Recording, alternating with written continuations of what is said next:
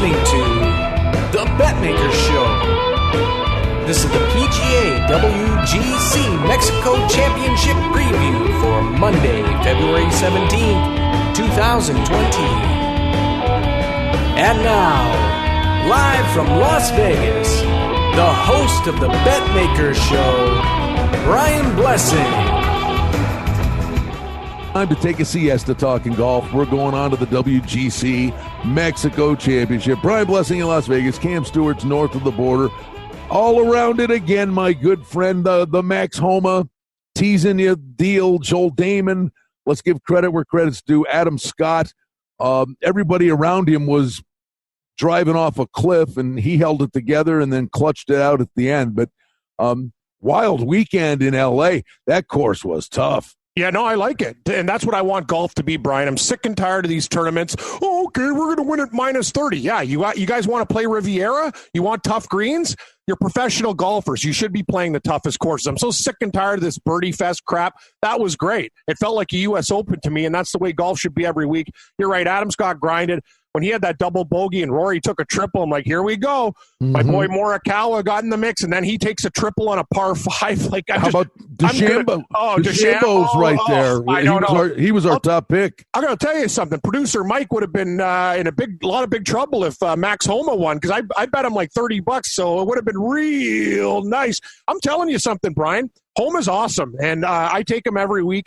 Sometimes you just identify a golfer that doesn't get any respect, and I saw he was trending. He could have won that tournament very easily, and it's just disappointing he didn't. That would have been a real payday. I'd see you in Vegas in a few weeks because I'd take another trip. All right, this week. Let's move very quickly to this week. And Adam Scott, 18-1. Before we get to the favorites, let's just talk about Scott. The irony of ironies. Both Webb Simpson and Adam Scott are on the board at 18-1. If you think about these two guys, they're almost attached at the hip, Cam, because major winners that went away. They went away, but they came back. They went away because when the anchor putting rule was changed, those two guys suffered the most. Both of them have figured out the flat stick, and ball striking-wise, they're right up there. And we're seeing low numbers on these guys. Guys that used to be 30, 40-1 are now 18-1. Yeah, and Brian, the thing about golf is now I just want to try to identify guys that aren't going to gag. You know what I mean? It's just you can look at a guy and go, he's a perfect top 10 guy, perfect 20 guy. But when Adam Scott has a lead, I trust him to close the tournament due to his prolific ball striking. Webb Simpson the same way. I would consider him probably one of the most underrated players on the PGA Tour. Look what happened in Vegas when we had Finau, right, buddy? Webb Simpson just coolly goes about his business, gets into a playoff, hits a huge putt, wins a tournament. But these other guys, a lot of them have bad, like Paul Casey's an example, loose round, a triple or a quad. You can't minimize damage a lot of the time. My boy Morikawa, he's playing great. He has one or two holes where he goes 4 or 5 over, takes him out of the tournament. But yeah, this week in Mexico should be fun. I know DJ's really close right now. Like, if you gave me one pick in this tournament, I'd probably go with Dustin Johnson, the defending champ, at 7-1, but that's not enough value. And I'll tell you something, I've been watching Hideki Matsuyama. This guy looks like he's found his game again, Brian. He's going to win very, very soon. No, that's a great point. Watch what a guy's doing, and we talk about the form cycle. And this guy, if he could putt, Cam, he would be in the discussion in that top 10. Brian, he'd win tournaments by 10 strokes.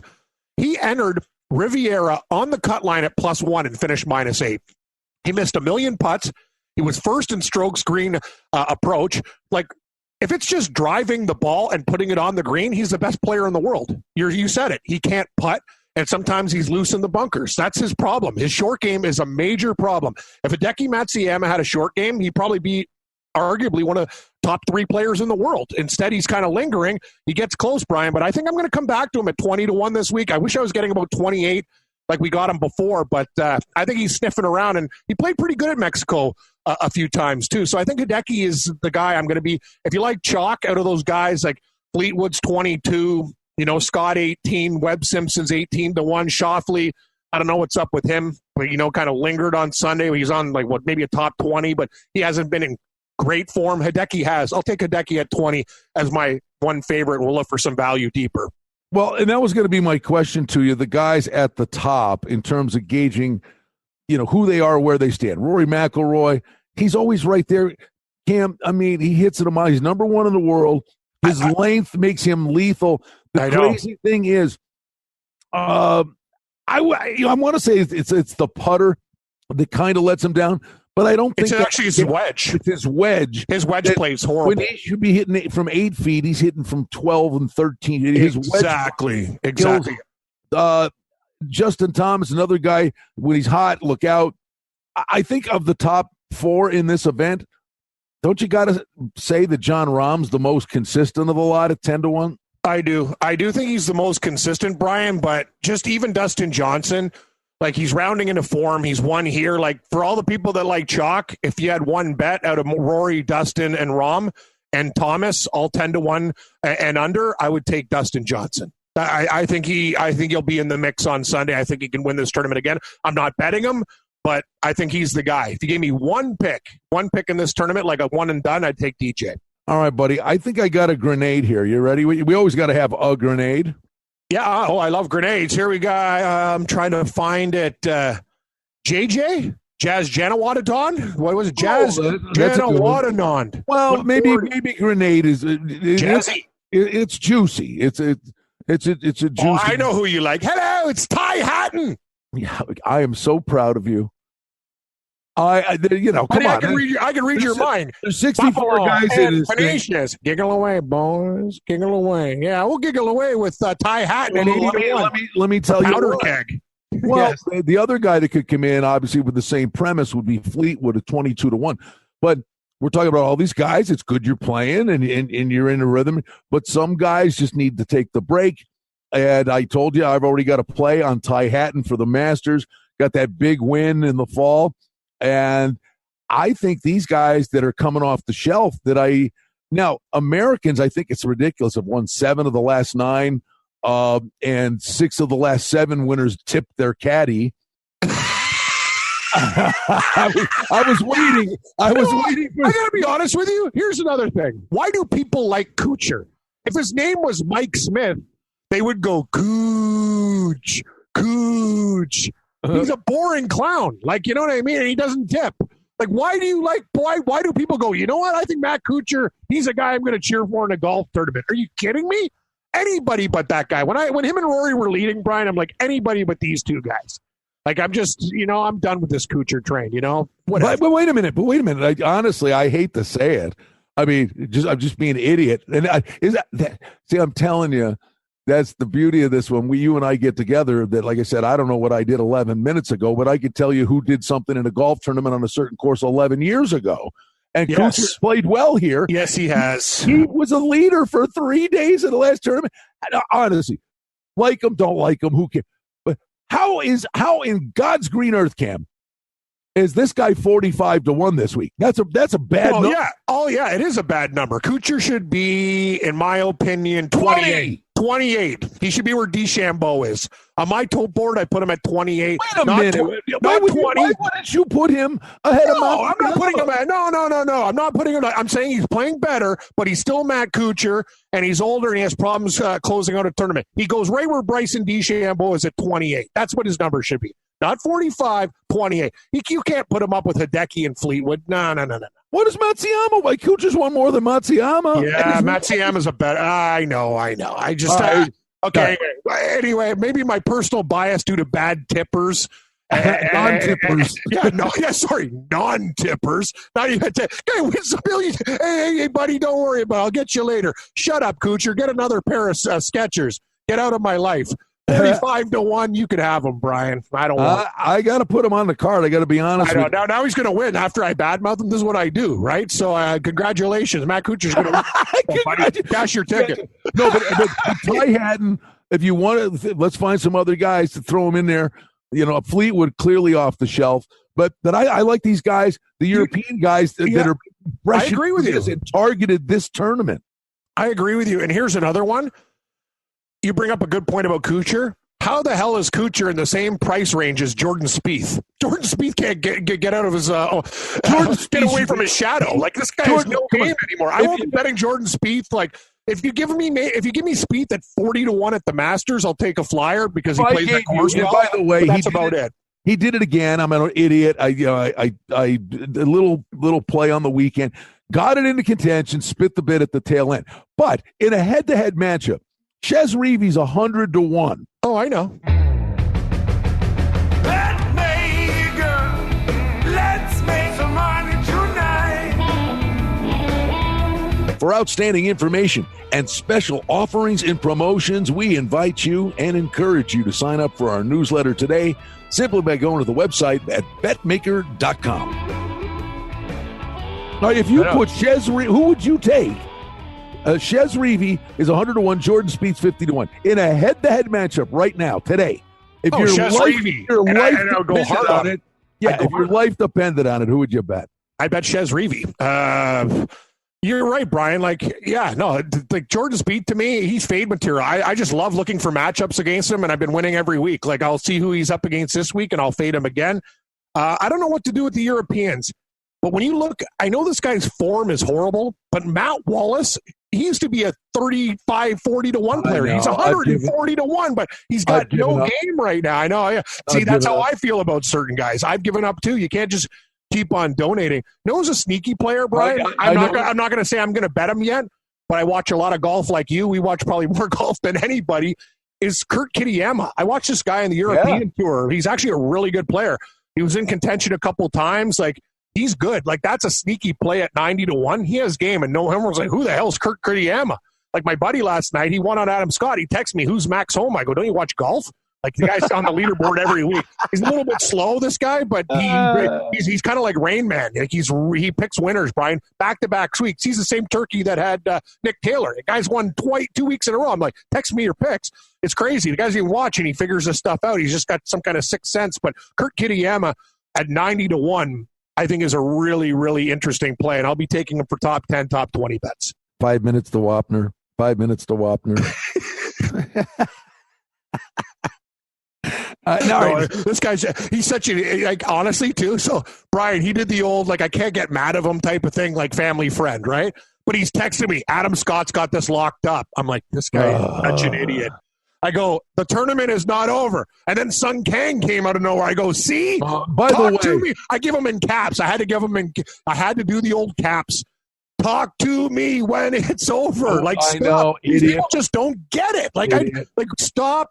It's in the bag stuff. I hate people when they do that. Like, it infuriates me, Brian. What drives us up more than anything? Guys who brag about their wins, and the old "it's in the bag" guy. Oh, that guy. If you're doing back in the day, our producer Mike will like this. We're doing videos over at a place called Don Best. Yeah, I remember Don Best. Yeah. Okay, yeah. So there were two stories. The one. The guy was like, the Morenzi story with Fred Couples. He told me you were gonna like dummy. Well, yeah, it was like one of my biggest bets of the year was Fred Couples to make the cut under 72. Oh yeah, that's right. Round. Yep. And so the one editor guy jumps in on the thing, and so Couples pars 17, so he's got a par 18. To shoot 71. So this guy comes running in. I'm shooting a video while this is on. I'm already ready to kill myself that I'm doing that when the first round of the Masters on. And this guy comes in. All right, we got it. He's just got a par 18. What? I just got a par 18. I just looked at the guy. I said, "Are you an idiot?" Well, Couples made a 24-footer for par on 18. Oh, I know. Brett, I remember that story. Brettsy told me. A snake. And the other one, he was a really good guy. We called him Vegas Vic. Vegas Vic. Good handle. He moved here from California. He's a TV guy. So he's there for about 2-3 months. And just like you and I are doing the golf nonsense, I hit a golf tournament, doing good, picking winners in the golf, and the kid said, not a kid, he's older, he's as old as I am, but he said, "Hey, we do the video for this week's golf tournament, so it's Wednesday, so I'm going to run over to bet the golf." And he goes, "Are you going to bet your golf tournament today?" I go, "Yeah." He goes, "Can I come with you?" And I said, Yeah, sure. I guess. Yeah, whatever. So we go over, and I'm 90% sure it was Adam Scott, and I picked Adam. Was it? Oh, maybe not. Whoever I picked. Honestly, God, this is a true story. This guy rode your pick, right? Well, the guy came with me and said, "Well, what are you doing?" So I gave him Adam Scott, for argument's sake, was my top pick, and I had two other guys. So he bet Adam Scott. Now, he doesn't know nothing about this stuff. He bet Adam Scott and then bet two other guys on his own and let the two other guys that I had, like, on the editing floor. I'm like, right. So he, whatever. Well, doesn't Adam Scott win the thing? So the guy's first bet, he put $10 on him at 40-1. He wins $400. All right, great. So now it's next week. It comes Wednesday. We do the golf video, blah, blah, blah. He goes, "Are you going to make your golf bets today?" I go, "Yes, I am." He goes, "Can I come with you?" I go, "No, you can't." No, you can't. He looks at me. He goes, "What?" I go, "Everybody wins their first bet. You are radioactive to me now. You aren't cashing another ticket for 6-7 months. All right. So I don't want you in the same county as me when I'm making golf bets." Yeah, it's true, man. He was heartbroken. He's like, "I can't believe you won't let me go." I'm like, You're plutonium." Tell him to get bent and get an app, go to Cantor Gaming and figure it out, right? No, it was prices okay. He was so excited. He had the high pro glow. Oh, that's great. Yeah. He goes, "Can I go with you?" And I go, "No." No, you can't. That's the best. He thinks he's getting free golf picks for life. You cut him off after 1 week. Hey, Brian, what do you think about Christian Bezoutenhout at 100-1? He's one of those guys. He's either not going to make the cut or he's going to be there. The guy gets real close when he's close. Any of these European guys? Schwab's not in great form. What can Mateus Schwab do for you? Not much recently. When I needed him in that friggin' tournament where Hatton won, what was it? Under like floodlights and oh god, what a train wreck! I got BS too. I'm thinking about all the I get happy we win a few. I'm just thinking about the losses again, and smoke's coming out my ears. How many seconds I've had? I know. All right, listen. Max Homo, come on, here's 40-1. Here, listen. I saw. Was it Pebble Beach? If not this week, but the Eric Van Rooyen was over here golfing. Maybe just to get a little acclimated. The funny thing is, his form's poor. I like Eric Van Rooyen. Here's the thing: these guys are coming off. This is why I'm telling you, a Ty Hatton, some of these Price guys, they're coming off these Poe greens in L.A. and now they're going down to Mexico. And these guys, their heads spinning the way that the putting, and they're going to have to reacclimate again. I like guys that didn't have to deal with that. But I'll give you, let's wrap her up. But there's two. The one that makes complete obvious sense, and I think he's a much better golfer, and he's not afraid of the big stage. Everybody's going to bet Abraham Answer at 55-1. I'm not. Let me throw the grenade at you. Carlos Ortiz at 125-1 playing good too. Pretty good golf. I'm with you. I'm going to gas Answer, and Ortiz makes the big pooch list. He's a guy I was looking at that price. Lee Westwood even won overseas before. He's been a little bit better, but I'm looking at like bombs like that. Yeah, out of the bombs, I like Jazz. I like Jazz at 140, and I agree with you on Carlos Ortiz at 125. Good find. All right, so I'm going, big game fishing here with Ortiz, Ty Hatton, and I gotta do it, Cam. I mean, I gotta look at Kuchar again. I got no problem with that. I was just busting your balls. I'm not a Matt Kuchar fan. And everyone loves Rory. It's weird. I don't like Rory. My mom was like, "Why do you like Rory McIlroy?" I go, "I don't have to like him. There's no real reason. He seems like a nice guy. It's just me. I don't want to cheer for Rory McIlroy. That's just me. Okay. I don't know. Guy never did anything to me. I just don't like the bombers, Brian. I prefer old traditional guys that can keep it in play. I think these new courses just give him, it's ridiculous to me. If golf was played on a real course, tree line and stuff, we'd have a lot of guys who I think should be better in the mix, but that's not the world we live in right now, and that's the way I feel about it. I like this week because it was cool, and I would even do more thinner fairways where, you know what, you get rewarded for actually hitting the fairway instead of just hitting the ball 340 yards. Anyway, that's another story for another day. Hideki Matsuyama at 20. I know it's a little bit lower than what we start. But, why is Morikawa 35? Please.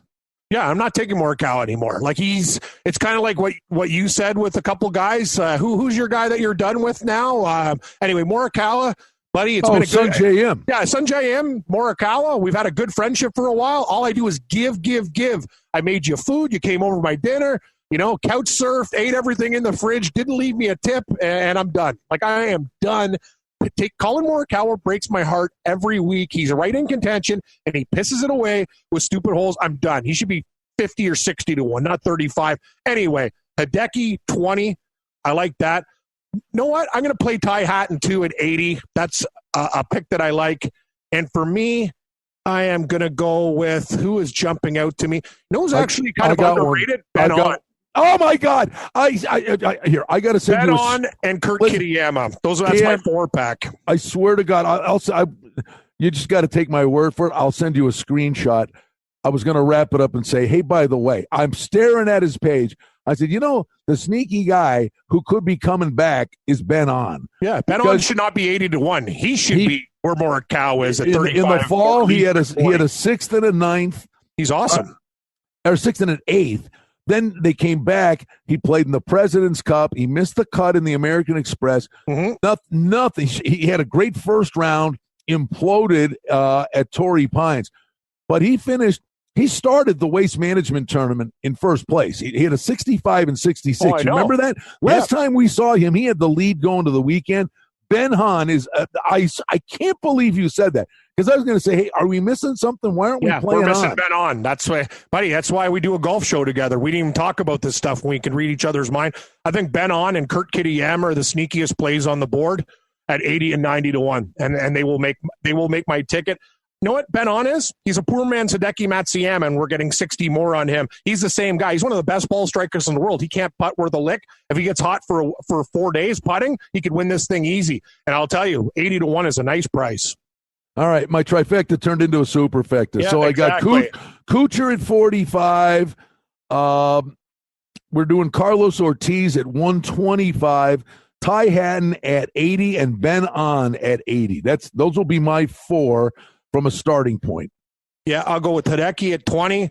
As I said, Ben On at 80, Ty Hatton at 80, Kurt Kitayama at 90, and that'll be my starting point. And I might dig a little deep half units with your Carlo Ortiz playing jazz. Keep digging. Yeah, I like it this week. This tournament, when we first started, I'm going whatever, and now we're finding some grenades who are very good players. That's the thing about a beautiful field, Brian. We're getting nice prices on good players that are getting no respect. We got to wrap it up. But wrap it up with this. No, but when it's a WGC event, sometimes like the slow start, somebody's it's like they play free and easy on Friday because there's no cut. So a guy can have a bad first round and all of a sudden figure out what he was doing wrong, and the guy can go on a 3-round heater and come off the pace like Zenyatta. Yeah, exactly. Oh, sorry, Brian. We do have to wrap it up. I found another one that I can't believe. Sung Kang almost won this week. He's 140 to 1. You're done with Sung Kang?